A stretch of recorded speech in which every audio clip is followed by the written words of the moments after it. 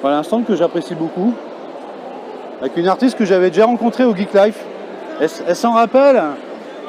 Ah, ça fait particulièrement plaisir. Bonjour. J'ai plus votre prénom. Isabelle Jeudi, c'est pas ça? Ça. Oh, quelle mémoire. Incroyable. J'avais 2 minutes à m'accorder. J'étais en train de dessiner, ça vous embête pas? Ça m'embête pas. Ah, bah vous êtes super gentil. La peinture va pas sécher. Je vous donne mon micro? Enfin, je vous le prête. Ouais. Voilà. Bah, un plaisir de vous revoir, Isabelle. On avait eu l'occasion de parler un petit peu de votre activité. J'avais appris d'ailleurs à l'époque que vous avez été championne du monde de cosplay. Aussi, oui, oui. Ouais, il y a quelques années. Ça, Oui, c'est génial. C'était une incroyable aventure.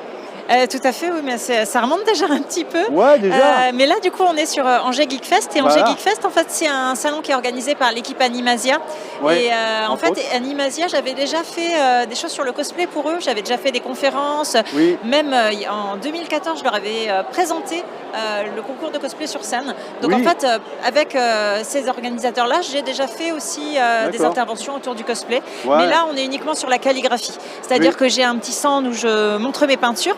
Et après, de l'autre côté, j'ai une exposition où du coup j'ai mis des panneaux explicatifs qui concernent le matériel utilisé pour la calligraphie au Japon, mais aussi les caractères de l'écriture japonaise. Et j'ai un petit espace atelier initiation où les gens peuvent s'installer et venir tracer quelques caractères. D'accord. Comment ça a commencé la passion pour la calligraphie, pour ces dessins? Alors, ma passion pour la calligraphie, elle remonte encore plus loin que pour le cosplay. C'est-à-dire que j'ai commencé quand j'étais petite, en fait, avec la calligraphie latine. La calligraphie latine, c'est la calligraphie qu'on fait avec des plumes ou des calames sur l'alphabet latin, c'est-à-dire l'alphabet que nous, on utilise en français. Et c'est ça qui m'a amené à m'intéresser aux différentes langues et écritures qui existent dans le monde, et notamment le japonais. Et c'est comme ça que j'ai découvert, en fait, le japonais et la culture japonaise. Et du coup, ça m'a plu et intéressé. Et quand j'ai commencé à vouloir faire...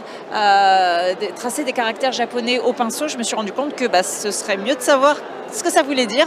Et du coup, c'est ça qui m'a amené à apprendre japonais en LV3 au lycée. Ce qui fait qu'en fait, j'ai appris le japonais au lycée, je l'ai passé au bac.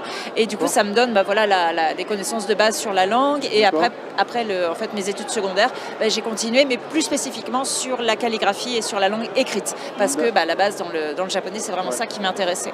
Il y a 2 types d'écriture, kanji, je crois, et je connais pas très bien. Alors, il y a plusieurs façons, il y a plusieurs types d'écriture, plusieurs façons d'écrire en japonais. Mais effectivement, la langue japonaise écrite est mixte. C'est-à-dire, il y a toute une partie qui va avoir une valeur sémantique. Là, ce sont ce qu'on appelle des idéogrammes.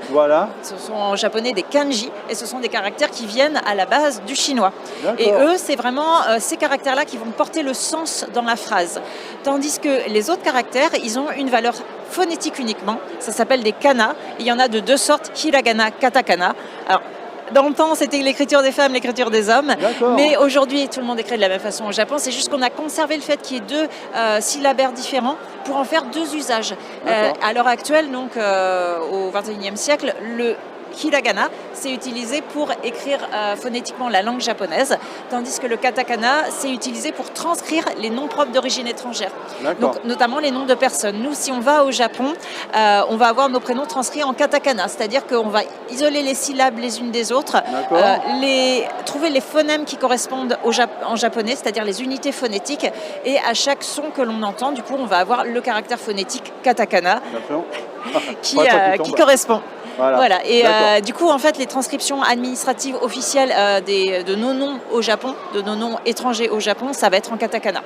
Alors que les Japonais, eux, ils ont des noms qui s'écrivent en kanji, et c'est pour ça que les Japonais ont des noms qui veulent dire quelque chose. Et on peut choisir, du coup, par exemple, pour un même prénom qui se prononce de la même manière, il peut y avoir plusieurs kanji qui se prononcent comme ça, et du coup quand les parents japonais donnent un prénom à leur enfant, ils peuvent choisir aussi la signification qu'ils veulent donner. D'accord. On pourra en parler des heures. Tout à fait. Voilà. Eh bien, écoutez, c'est passionnant. Ça sera pour une prochaine fois. Pour un prochain salon. Voilà. Vous êtes souvent sur les festivals de l'Ouest, mais ailleurs peut-être? Alors oui, je vais vraiment partout, en France, à l'étranger. Donc là, par exemple, la semaine dernière, j'étais à Montpellier. Là, aujourd'hui, je suis à Angers. Donc, c'est pas du tout la même région. Mais voilà, on pourra se recroiser avec plaisir dans les salons de l'Ouest, sur la Bretagne, sur la Normandie aussi. Je sais pas si peut-être... Peut-être à l'occasion. Je suis pas très loin de la région angevine, parce que je suis angevin. D'accord. Mais je vais sur Nantes, Rennes, Tours. Mais peut-être que j'irai plus loin. Basse-Normandie peut-être.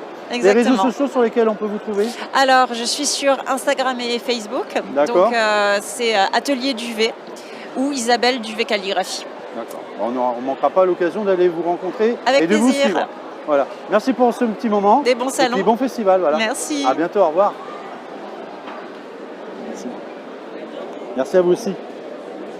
Alors regardez, on a parlé d'exposition. On va regarder un petit peu à quoi ça ressemble. Oui, j'avais déjà interviewé effectivement.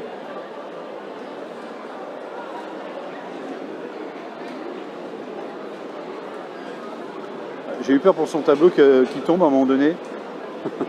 Mais bon, ça va. Voilà, beaucoup d'explications, l'envie vraiment beaucoup de pédagogie. Hein.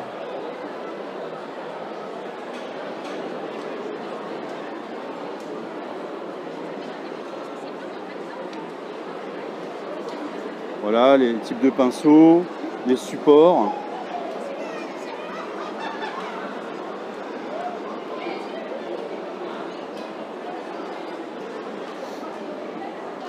Beaucoup de matériel là, qui sont exposés, qui permettent d'apprendre et d'expliquer aux personnes qui viennent d'en savoir plus sur la calligraphie japonaise et autres. Voilà. Particulièrement